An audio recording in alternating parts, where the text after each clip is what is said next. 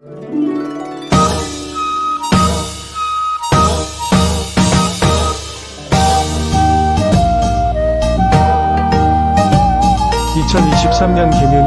개묘년 시작을 더국원 수락원 역사특강으로 전범위 한국사를 통해 내신과 한능검 시험까지 2마리의 토끼를 다 잡으세요.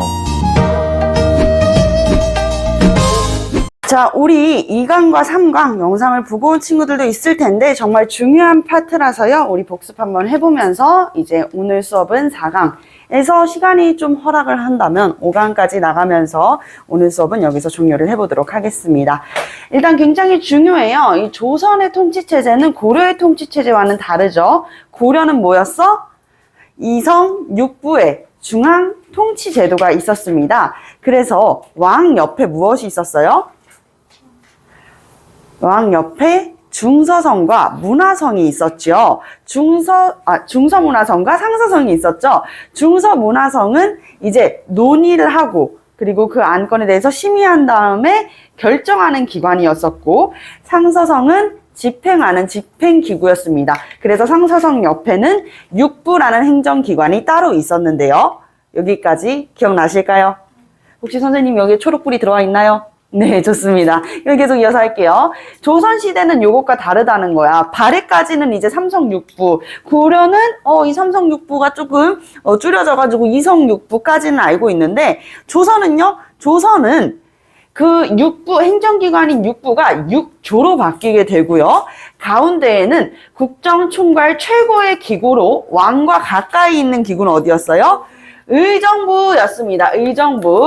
의정부에는 영의정, 우의정, 좌의정, 우리가 드라마에서, 대하 드라마에서 쉽게 볼 수 있는 그런 높은 고위 관료들이 있었던 기관입니다. 국정총괄 최고 기구 의정부가 있었다. 그래서 일단 조선이라는 나라는 성리학을 중심으로 왕도 정치를 추구했었던 나라였었잖아요. 그렇기 때문에 왕께서 어진 정치를 이끌 수 있게끔 왕명이 의정부를 한번 거쳐서 필터링이 되어가지고 왕명이 육조에까지 이렇게 옮겨지게 되는 거야. 이게 무슨 제도였었죠? 의정부 서사제라고 합니다. 이것을 의정부 서사제라고 한다. 근데 왕명이 만약에 의정부를 거치지 않고 바로 이제 육조에 가게 되면 어떤 일이 생길 것 같아요? 그렇죠. 왕이 이제 중앙 집권을 독재할 수 있겠죠. 중앙 집권이 훨씬 더 강해지겠죠. 그쵸? 왕의 힘이 더 강해지는 이 제도로 작용할 것이에요. 그래서 태종 이방원과 그리고 수양대군이었던 세조는 왕명의 의정부를 거치지 않고 바로 육조로 이어지는 육조 직계제를 실시하였습니다. 육조 직계제의 영향은 두 가지의 영향이 있죠. 첫 번째 영향은 무엇이에요? 의정부의 힘이 약해진다라는 것. 의정부는 사실 명분만 존재할 뿐 왕명이 바로 육조에 달하면 의정부는 하는 일이 없잖아요. 그렇죠? 의정부의 기능이 약화되고 그리고 이제 왕의 권한은 어떻게 된다? 올라가게 된다라는 이야기입니다. 자, 여기까지 이해가 됐고, 육조는 우리 이미 너무 많이 해가지고 이제는 슬슬 외워지죠. 이조가 있고, 호조가 있고, 예조가 있고, 병조가 있고, 형조가 있고, 공조 또는 공부라고도 하는데요. 요것들이 이제 존재하는 것이죠. 이호, 예병, 형, 공. 우리가 요렇게 나누어 보았었습니다.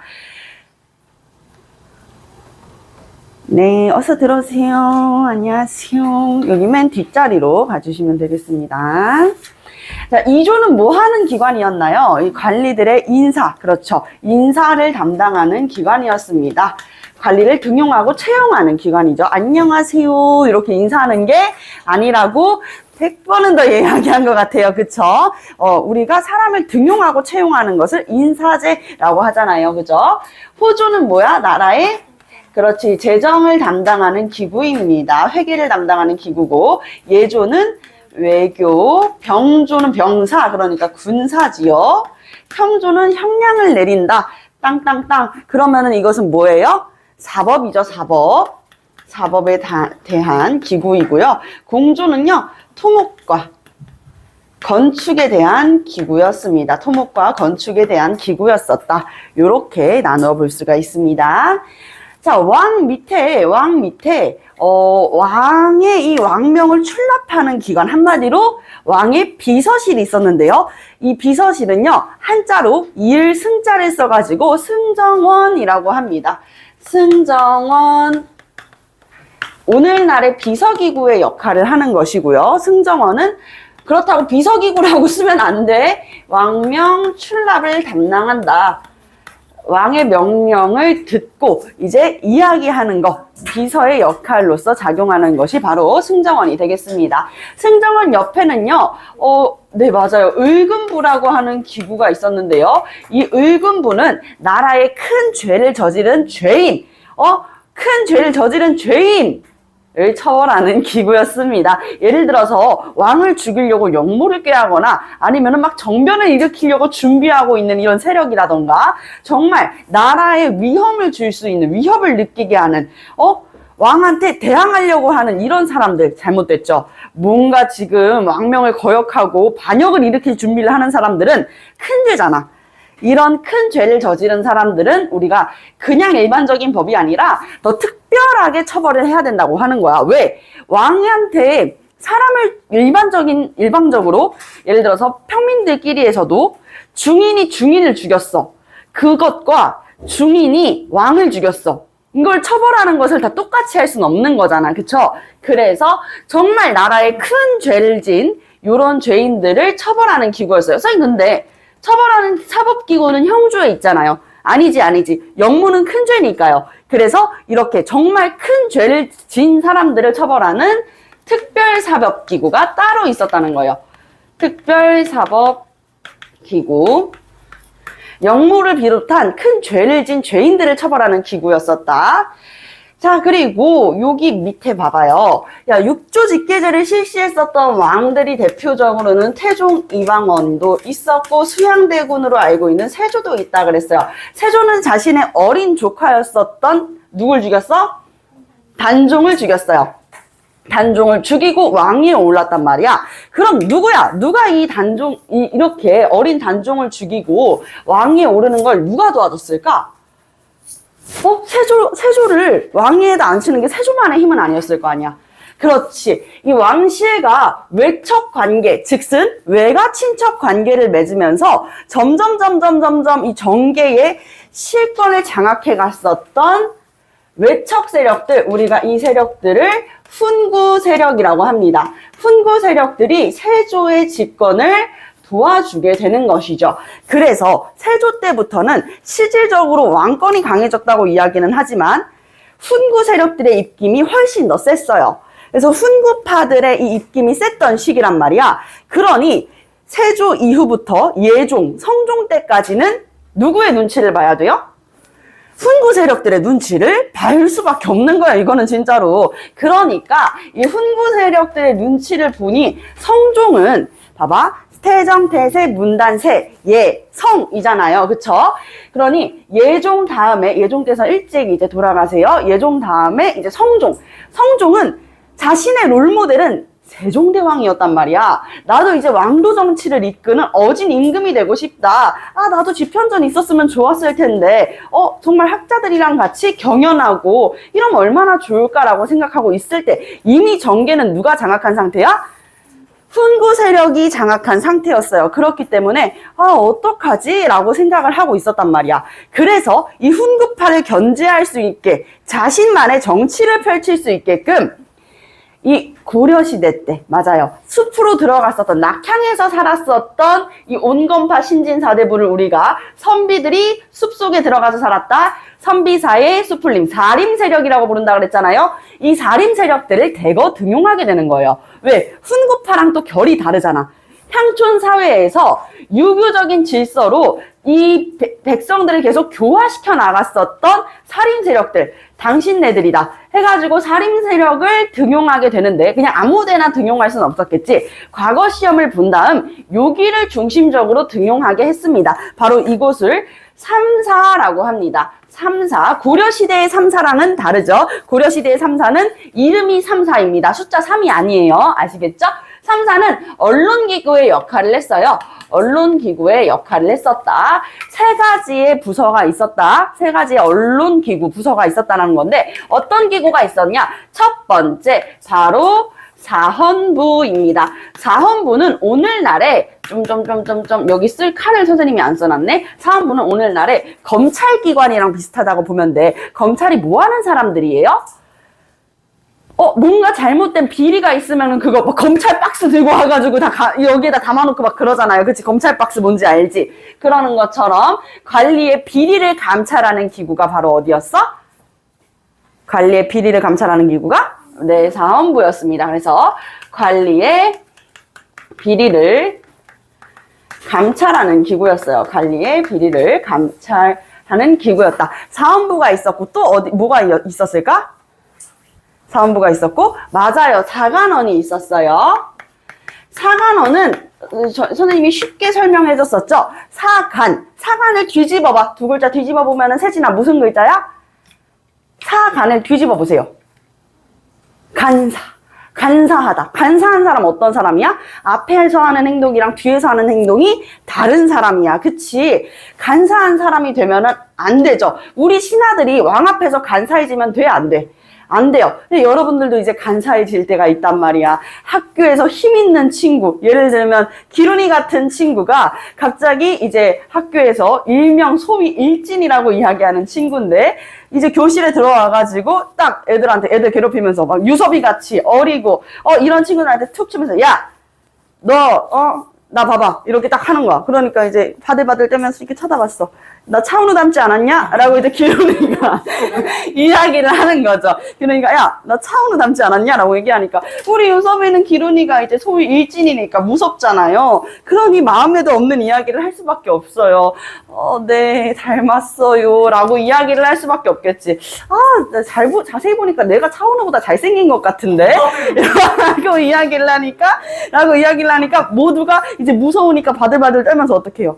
맞아. 이렇게 얘기하는 거야. 이건 안 되지, 얘들아. 그치? 제대로 된 거는, 잘못된 건 잘못됐다고 이야기하고, 잘된 건 잘됐다고 이야기를 해야 될 거 아니야. 직언을 하는 기구야. 간사한 게 아니에요. 간사해서 180도 달라진 거야. 그러니, 예를 들어서, 정말 잘 나가고 힘있고 무서운 기룬이가, 이제 우리한테, 야, 나 차은우 닮지 않았냐? 라고 이야기를 해도, 우리는 뭐라고 얘기하는 거야? 아니! 여러분들 이제 얘기할 수 있겠죠? 아니! 라고 이야기를 하는 것이요. 눈, 코, 입, 개수 빼고 닮은 거 하나도 없어! 라고 이야기를 하는 것이죠. 네, 이제 왕한테 직언을 하는 기구였었다. 간사함과 상당히 거리가 있다. 180도 달라졌다 해가지고 왕에게 직언을 하는 기구. 그래서 왕한테 죽여주시옵소서 전하. 죽여주시옵소서 전하는 무슨 뜻이야? 저 죽고 싶습니다가 아니잖아요. 그쵸? 그게 무슨 뜻이에요? 내 목에 칼이 들어와도 그건 절대 안 될 것이다. 다시 생각해. 왕명을 거둬주시옵소서 라고 이야기를 하는 거란 말이야. 죽여달라는 건 진짜 죽여달라는 뜻이 아니에요. 다시 한번 생각해보세요. 말하기 전에 생각했나요? 라고 물어보는 말이란 말이에요. 아시겠죠? 자, 그리고 그 밑에는 우리 세조께서는 이 훈구 세력들의 힘을 입어가지고 어린 단종을 죽이고 왕위에 올랐었잖아. 많은 신하들이 그것에 대해서 어떻게 했어? 저항했어요. 그래가지고 목숨을 걸어서라도 신숙주와는 반대로 이렇게 변절자 신숙주와는 반대로 목숨을 걸어서라도 어떻게 했어? 내가 모실 임금은 어린 단종 한 분뿐이십니다. 라고 이야기를 하고 생을 마감했었던 이제 사육신들도 있었고 반대로 사직서를 내고 이제 정계를 떠나는 관리 자리에서 관직에서 떠나는 그런 생육신들도 있었단 말이에요. 그래서 세조가 화가 나가지고 이제 뭘 시작했어? 집전법 시작했잖아. 현직 관리들한테만 수조권을 부여하는 집전법. 세조께서 이제 지금 보니까 집현전 학자들, 집현전에 있는 이 관리들이 정말 나한테 계속 싫다라는 얘기를 달고 사는 거야. 집현전 폐지, 경연 폐지해버렸었잖아요. 그치? 그러니까, 그 다음에 성종께서는, 난 세종대왕 같은 임금이 되고 싶은데, 그러면은 집현전 같은 기구를 폐지했는데 만들 수가 없잖아. 그거는 이제 자기 할아버지에 대해서 대항하는 거니까. 그치? 그래서 생각을 하다가 홍문관을 제2의 집현전이 되는 기구로서 이제 사용을 개편을 하게 되는 것입니다. 그래서 홍문관은 주로 학술 연구를 중심으로 했고요. 학술 연구를 하면서 동시에 이제 경연을 실시하고 그리고 왕의 자문기구로 활동을 했습니다. 왕이 한 사람이잖아, 그치? 그러다 보니까 왕의 머리에서만 나오는 것만으로 이제 나라가 돌아가기에는 모자람이 있을 수 있어요. 왕께서도 잘 모를 때가 있겠지. 자기가 하는 일에 대해서 확신이 없을 때가 있을 거 아니야. 그러니까 그런 때는 한번 허락을 받는 거야. 허락을 받고 한번 물어보는 거야. 나 이렇게 할 건데 이렇게 해도 될까? 라고 물어보면서 이렇게 하면 어떤 일이 생길까? 라고 자문을 구하는 기구였었다. 자, 그 밑으로는요. 한성부가 있었네요. 한성부는요. 뭐 하는 기구였어요? 그렇지. 한양 수도를 어떻게 하는 기구야? 수도를 한양의 치안을 담당하는 기구였어요. 치안을 너무 담당하는. 네. 치안이 뭐냐면 우리나라가 치안이 좋다라는 이야기가 있잖아요. 그러니까 이런 거지. 나라 안에서 마을 안에서 막 사람들이 범죄를 저지르진 않는지, 백성들을 감시하고 범죄가 일어나지 않는지 한번 쭉 돌아다니면서 수도 근처에 우리나라 사람 말고도, 조선인 말고도 다른 사람들은 없는지, 그 수도가 평화로운지를 이렇게 감찰하고 감시하는 역할을 했었던 게 이제 치안이에요. 자, 한성부, 그리고 또 뭐가 있었을까? 춘추관이 있었잖아요. 그쵸? 춘추관. 춘추관은 뭐 하는 기구야? 역사서를 편찬하고 보관하는 기구였습니다. 편찬하고 보관하는 기구였습니다. 그리고 마지막은 네, 성균관이 있었죠. 성균관은 국립 최고 교육기관이었어요. 교육기관. 으로 넘어가면서 선생님 그러면 국립 최고 교육기관이 성균관이었으면요. 다른 이제 교육제도는 어떻게 됐나요? 우리가 교육제도를 초등, 중등, 고등으로 나눠볼 수가 있다라는 것이에요. 짜잔 보이시죠? 자, 그러면 교육제도 일단은요. 유교 중심의 교육을 했었다는 거 중요하겠죠. 조선은 성리학의 나라입니다. 성리학은 남송의 이 학자들이 특히나 이 주희라는 사람, 그래서 주 선생님이라는 뜻이 있어서 주자라고 해요. 주자가 이제 집대성했었던 성리학이라는 것도 유교에서 비롯된 거란 말이야, 얘들아. 유교에서는 또 특히나 대의 명분과 무엇을 중심으로 했어? 충성을 중심으로 했어요. 그래서 이 인간의 본성은 우주의 이치다라고 하는 성리학에 근거해가지고 유교 사상을 중심으로 교육을 했었단 말이야. 응? 초등교육은 하늘 천 따지 이런 것 어디에서 할 것 같아요? 훈장님이 계시고, 그렇지, 이제 지방 마을마다 서당이 있었단 말이에요. 그래서 이런 서당에서 실시를 했었고, 중등교육은 조금 달라요. 중등교육은 이 한양, 수도를 중심으로 한 중등교육기관이 있었고, 지방마다의 교육기관이 또 따로 있었다는 거야. 일단 수도 중심에, 한양 중심의 이 교육기관은 우리가 사부학당이라고 합니다. 따라합니다. 사부학당. 네, 오늘 주무셨나요? 지금 자고 있었나요? 목이 완전 잠기셨어요. 다시. 사부학당. 네, 사부학당 좋습니다. 자, 사부학당과 그리고 또 뭐가 있어요? 지방에서는요, 향교라는 곳이 있어요. 향교가 지방마다 존재했었는데 여기가 이제 중등교육기관으로서의 역할을 했었고요. 그리고 마지막으로 이제 고등교육기관으로 있는 거, 대학이 따로 있었던 게 아니에요. 고등교육기관으로 있었던 것이 바로 국립 최고의 교육기관이었었던 무엇이야? 맞아요, 성균관이에요. 근데 여러분, 요건 우리 오늘날의 이제 이 교육제도랑 비교를 하면 안 돼. 서당을 다 졸업해야지 사부학당을 다니고, 사부학당을 다 다녀야지 성균관을 다닐 수 있다? No, 그렇지가 않습니다. 성균관의 입학 조건은 무엇이었냐면요, 이 과거제 있죠. 과거제 중에서도, 과거제는 3가지의 과가 있었거든. 그 과 중에서도 문과, 이 소과에 합격한 사람들만 입학할 수 있는 그런 입학 조건들이 있었다는 이야기예요. 여기까지 이야기를 하면서 중앙집권 통치체제의 변화에 대해서 설명을 해봤습니다. 자, 이번에는요, 그러니까 수도를 중심으로 한 통치체제에 대해서 이야기를 했으니 지방행정제도에 대해서도 이야기를 해봐야겠지요. 그쵸? 네. 지방행정제도 볼게요. 전국을요, 평안도, 함경도, 경기도, 전라도 이런 식으로 도로 나누는 거야. 총 몇 개의 도로 나눴을까요? 총 몇 가지의 도로 나눴을까요? 8개의 도로 나눴습니다. 그래서 전국을 8도로 나누었었다. 전국을 8도로 나누고 누구를 파견했을까요? 누구를 파견했을까요? 잠시만, 초록 색깔이 어디 있죠? 초록색, 여기 있네요. 슉. 누구를 파견했을까요? 관찰사를 파견했어요. 관찰사를 파견했습니다. 이 관찰사는요, 땡땡을 감독하기 위해서 각 도에 파견되었었던 지방관을 뜻합니다.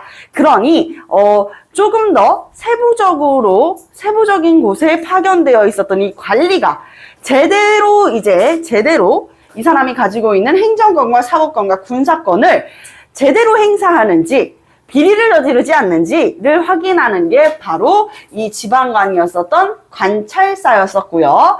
여러분들, 그리고 이 8도 밑에는요, 무엇을 넣냐면 부, 목, 군, 현으로 이제 지방을 쪼개서 나눈 것이에요. 이해되시죠? 지방을 쪼개가지고 나누었었다. 우리도 경기도 하면 우리가 경기도에서 살고 있긴 하지만 경기도 자체가 다 우리 거는 아니잖아요. 우리가 경기도에서 다 사는 건 아니잖아. 그치? 경기도, 수원시, 팔달구, 영통구 이런 식으로 나누고 또 밑에다가 동으로 나누는 거야. 그래서 지방의 통치를 원활하게 하기 위해서 지방을 관리하기 쉽게끔 쪼개어 놓는 것이 이제 부목군현이 되겠습니다. 그리고 이 부목군현에는 누구를 파견했었냐면 바로 수령, 우리가 흔히 한국 고전문학에서 만나는 사또가 이 수령의 역할이었습니다. 아시겠지요? 자, 수령을 파견했었다. 그리고 이게 시험 문제 1타예요. 중학생 친구들 손 한번 들어볼까요? 이제 중학교 올라가는 친구들이 이제 8할이죠. 중학교 친구들은 이 문제가 무조건 시험 문제에서 나옵니다. 여러분들이 아마 조선사를 시험 볼 때쯤이라면 내신 대비 기간 중에서도 2학기가 될 거예요. 선생님 생각에는 2학기가 될 건데 2학기 중간고사에 무조건 나오는 문제, 일단은 4점 배점을 받고 간다라고 보시면 되겠네요. 고려시대 때는요, 특수행정구역이 있었다 그랬어요. 어떤 행정구역이 있었어요? 그렇죠. 부곡, 소라고 하는 특수행정구역이 있었어요. 이 향과 부곡이라는 곳은 특히나 농사에 관한 특수행정구역이었었고요. 소는 수공업에 대한 구역이 소였었단 말이야. 그래가지고 나중에는 이 소에 살던 사람들이 특수행정구역에 대한 차별이 심화되자 결국에는 봉기를 일으키기도 했었고요. 실제로 우리가 이제 아주 지지난 시간에 배웠을 거야. 몽골의 침입에 대해서 배웠을 때, 그치? 몽골이 이제 침입해 왔을 때, 우리가 김윤우, 살리타를 화살로 이제 죽였었던 김윤우가 이 용인시 처인구 있잖아요. 처인성에 살고 있는 이 처인성 부국민들과 같이 어떻게 했었어? 함께 싸웠었잖아. 그쵸? 그때 당시에 이 처인성 전투에서 우리가 승리를 하게 되면서 부국이었었던 처인 부국이 일반 현으로 승격되잖아요. 그쵸? 그래서 이런 것들도 우리가 알 수 있다. 특수행정구역이라 그래서 요게 좋은 것은 아니에요. 특수행정구역에 살고 있는 사람들에 대한 차별이 심했었습니다. 그래서 조선시대에는 이 특수행정구역이 다 일반 군현으로 승격이 돼요. 일반 군현으로 승격이 된다. 아시겠지요? 일반 군현으로 승격이 된다라는 이야기입니다. 자, 그리고 일반 군현으로 승격되고 이 군현에다가는 누가 파견됐다 그랬어? 네, 수령, 이 동그라미는 수령을 뜻해요. 수령, 지방의 행정, 사법, 군사권을 행사하는 거야. 그래가지고 사또들 보면은 내 인연을 매우 쳐라 하면서 이제 우리 춘향전에서 볼 수 있잖아요. 변사또가 뭔데 대체 왕도 아닌데 왜 변사또가 우리 춘향이를 막 때리는 거야? 이렇게 생각을 하잖아. 그치? 그런 것들을 미루어 보아가지고 군사권과 사법권, 죄인을 처벌하는 이 사법권과 행정권까지도 다 가지고 있었어. 근데 실질적으로 이 행정 실무는 누가 보았었냐면은 바로 수령 옆에서 예희 사또 이러는 인물인데 조선시대의 향리입니다. 고려시대 때의 향리와는 달라요. 고려시대 때의 향리는요, 굉장히 그 권한이 강했었고, 향촌 사회에서요, 실질적인 지배자의 역할을 했었단 말이야. 그래서 실권을 장악한 사람이었는데, 조선시대의 이 향리야말로, 이 우리가 드라마에서 보는, 예히! 약간 요러는 느낌 있잖아요. 넷이 아닙니다. 다시 말씀드리지만 넷이 아니에요. 네, 요런 이제 느낌이 이제 드는 것이죠. 향리는, 수령 아래, 수령 옆에서, 육방, 이방, 호방, 예방 등등등 육방으로 나뉘어져 가지고 수령을 보좌하고 그리고 이 행정 실무를 처리하는 실제 업무, 실무를 처리하는 역할로 존재했었던 게 바로 향리입니다. 여러분들, 향리는 수령을 보좌한다 그랬잖아. 왜 수령을 보좌해요? 수령 어린애도 아닌데요? 라고 생각할 수 있어요. 맞아요. 수령은 어린애가 아니지만 여러분들 수령은 연고가 있는 지역에는 파견되지가 않아요. 선생님이 강원도 정선에서 태어났단 말이에요. 태어나진 않았지만 정선에서 이제 살았었단 말이에요. 본가, 외가가 이제 강원도 정선이에요. 그런 경우에는 선생님은 강원도로 수령이 되어도 강원도로 파견되지는 않는다는 거야. 내가 살고 내가 거기에서 뭔가 살아왔던 흔적들이 있는 그런 곳에는 파견되지 않는다. 그럼 나는 일평생 선생님은 전라도를 딱 살면서 4번 갔거든요. 3번인가 4번 갔거든요. 그러면은 그렇게 잘 알지도 못하는 지역, 전라도에 가가지고 수령으로 파견되는 거야. 나는 전라도의 특산물이 뭔지, 토산물이 뭔지, 지형이 어떤지 몰라요. 그러니까 나 아직 잘 모르는 초임 수령한테 옆에서 도움을 주는 거야. 여기 집에는 예를 들면 박대감집이 있고 손톱 물어 뜯는 김대감집이 있고 그리고 이제 오대감집이 있고 하는데 그 대감집 중에서도 박대감이 가장 돈이 많습니다. 이렇게 이야기를 하는 거야. 그러면서 박대감한테 어떻게 세금으로 조금 쌀이라도 좀 뜯어볼까요? 이렇게 이야기를 하면은 수령은 뭐지? 그럴까? 이래 버릴 수도 있잖아요. 그래서 이 향리가 비리를 저지르지 않게 하기 위해서 이 향리를 감찰하는 역할의 기구도 있었는데요. 그것이 바로 양반들, 향촌 사회의 양반들 있잖아. 오래된 양반들, 향반이라고 이야기를 해요. 향반. 이 양반들이 자치적으로 모인 기구입니다. 바로 지방 양반들의 향촌 자치기구 유향소가 되겠습니다. 유향소. 이 유향소는요, 당연히 수령을 보좌하고 그리고 향리의 비리를 감찰하는 기관이었으며 유교적 질서로 향촌 사회의 백성들을 교화시키려고 했어요. 우리가 농사를 짓다 보면은 이 힘을 쓰는 일이잖아. 힘을 쓰는 일. 그러니까 가끔씩 내 땅을 넘어오는 옆집 사람과 막 머리채 잡고 싸울 수도 있고 괭이 들고 싸우고 그럴 수도 있는 거야. 그치? 그러니까 그래서는 안 된다. 향촌 사회의 자치 규약이 되는 향약으로 우리는 사람과 맺고 잘 지내고 때로는 누군가 잘못하면 눈 감아주는 것만이 착한 짓이 아니다. 그가 잘못했을 때는 그 잘못을 우리가 어떻게 해줘야 된다고 이야기했을까?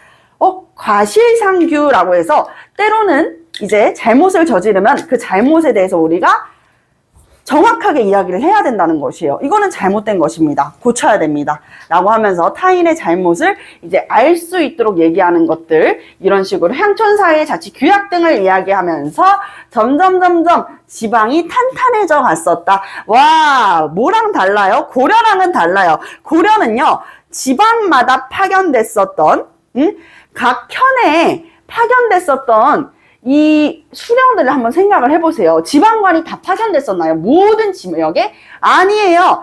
파견됐었던 이 구역도 있었지만 파견되지 않았었던 구역을 우리가 속현이라 그랬었어요. 그쵸? 속현도 많이 존재했었잖아. 하지만 조선시대는 대부분은 이제 대부분의 9년에는 수령이 파견되었었다. 이렇게 이해를 해볼 수가 있습니다. 자, 이제는요, 교육과 관리 등용으로 같이 한번 넘어가 보도록 할게요.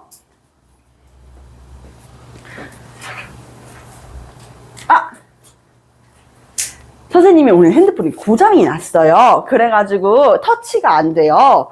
열심히 지금 터치를 이렇게 맞춰놨으니 멈추지 않고 영상을 틀어놓은 상태에서 조정을 하도록 하겠습니다.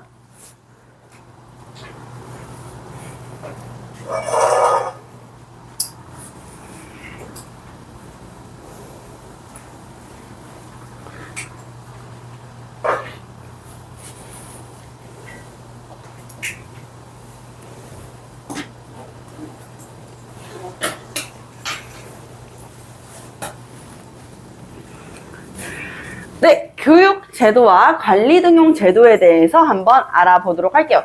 교육은 우리가 초등, 중등 교육, 고등 교육별로 나눠져 있었다고 이야기했죠. 초등 교육은 각 지방의 어디에서?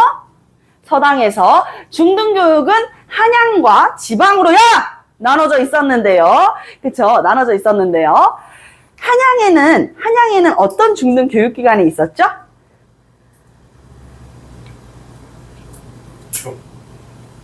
한양에는 어떤 지방 교육기관이 있었죠?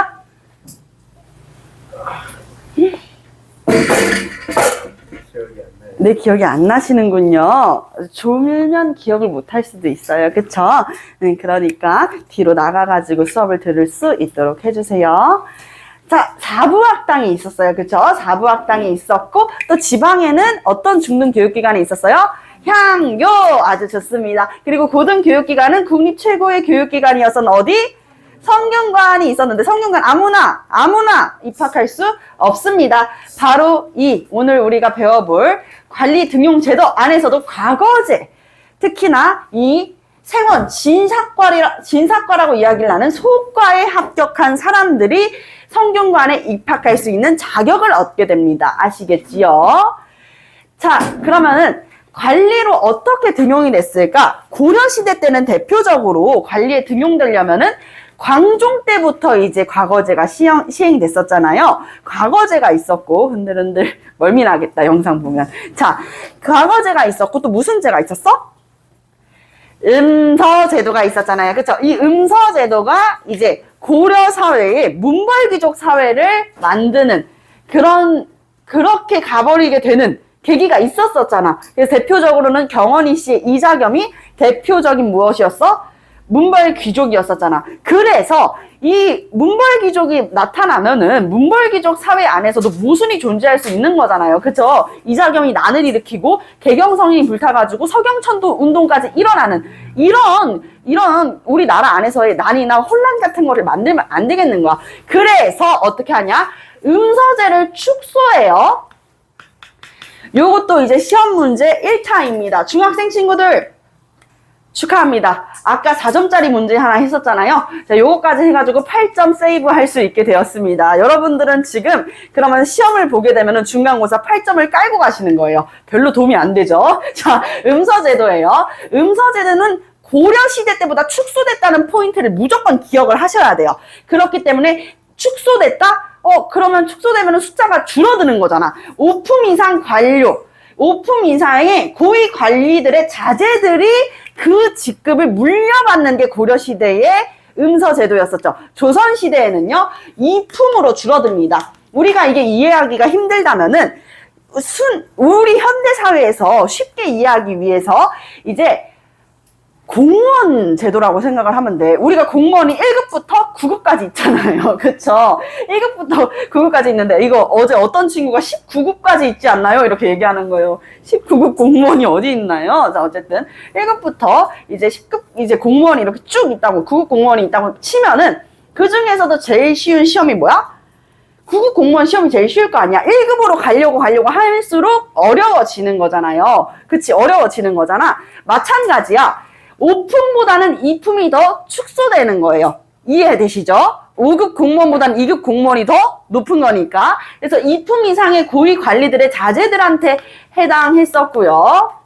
고려시대 때보다 더욱 축소된 게 바로 조선시대의 응서제이다.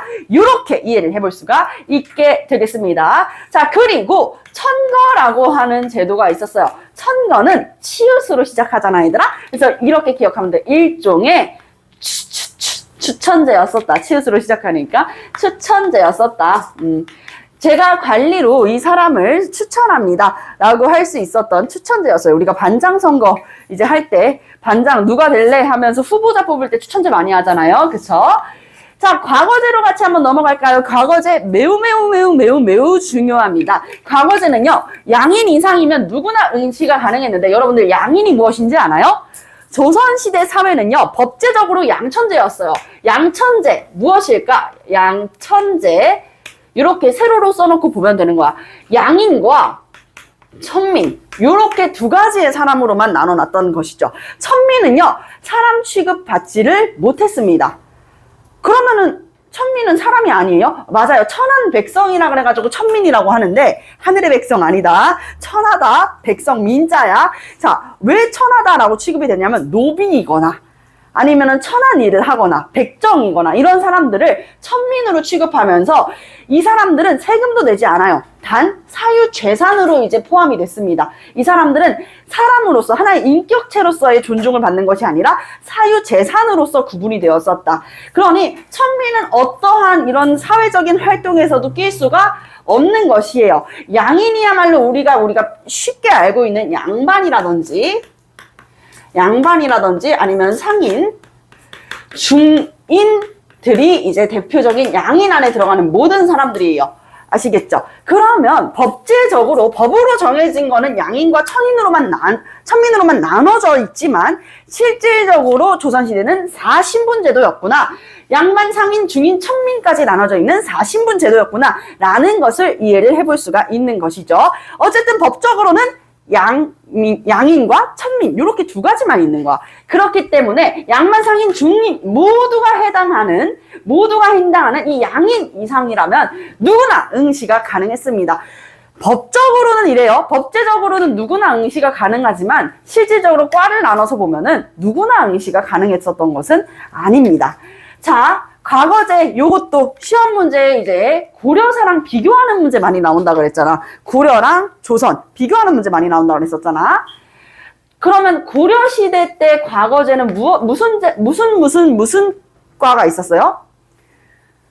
일단은 그렇지 숭문천무였잖아. 그렇기 때문에 문과가 있었고 숭배한다 학문은 천하다 무예는 해가지고 숭문천무 문과가 있었고 또 승과, 맞아요. 고려는 불교의 나라였어요. 그래가지고 승려 관료를 뽑는 승과가 있었어요. 또한 기술직을 뽑는, 그렇죠? 잣과가 있었습니다. 에이, 선생님, 문과는요? 라고 물어보는 친구는 고려사 제대로 공부 안 한 친구죠. 그죠? 문과는요, 선생님이 이야기했잖아. 승무천무를 얘기하면서 문과는 거의 실시되지 않았었다.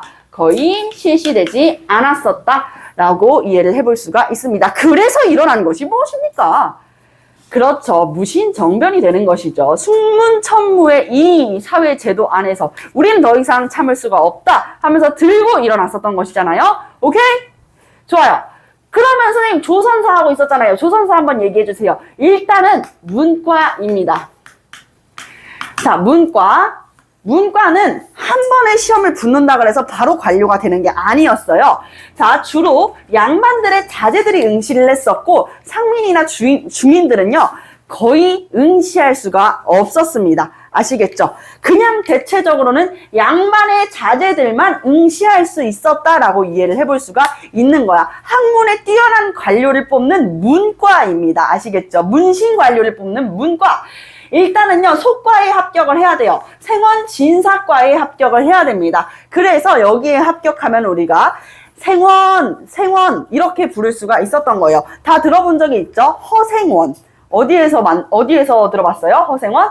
그렇죠. 이효석 작가의 메밀꽃필 무렵에서 허생원 들어본 적 있었을 겁니다. 그지요? 자, 메밀꽃필 무렵에서 주인공 이름이 뭐야? 허생원이잖아. 이름이 생원이 아니라니까? 성이 성씨인데 이 생원, 소과에 합격한 사람들을 그냥 뒤에다가 생원이라고 붙였던 거예요.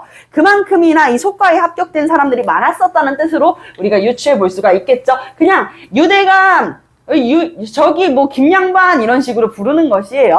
자, 생원 진사과에 통과를 하면요, 문과 시험을 보게 되는데, 이 문과 시험에까지 대과라고 하거든요. 이 대과에까지 합격을 하면 무관으로 임명이 됩니다. 아시겠죠? 문신 관료로 이제 임명이 되는 것이고, 자, 그리고 이제 무예에 뛰어난 무신 관료를 뽑는 무과도 있었는데, 이 시험이 그렇게 어렵다는 거 아니겠어요? 달리는 말에서 따그닥 따그닥 따그닥 갑자기 뒤돌아서 타야 되고, 갑자기 말 밑으로 타야 되고, 정말 힘들었습니다. 그래서 이순신 장군님께서도 이 무과 시험에서 떨어진 적이 있으시죠. 자, 양반의 자제들이나 뿐만 아니라, 양반 자제뿐만 아니라 향리와 상민들의 자제들까지도 응시가 가능했습니다. 또한 이 응시를 함으로써 무과 시험에 통과하게 되면 바로 문관으로 임명이 되면 안 되지. 무관으로 임명이 되는 것이죠. 무관으로 임명이 되는 것이죠. 설마 이거 내가 문관이라고 썼다 그래가지고 여러분들도 문관으로 쓰신 거 아니죠? 어머. 어디서부터 무엇이 잘못된 걸까요? 네, 죄송해요. 자, 문과에 합격하면 문관으로 임명됩니다. 당연하죠. 학문에 뛰어난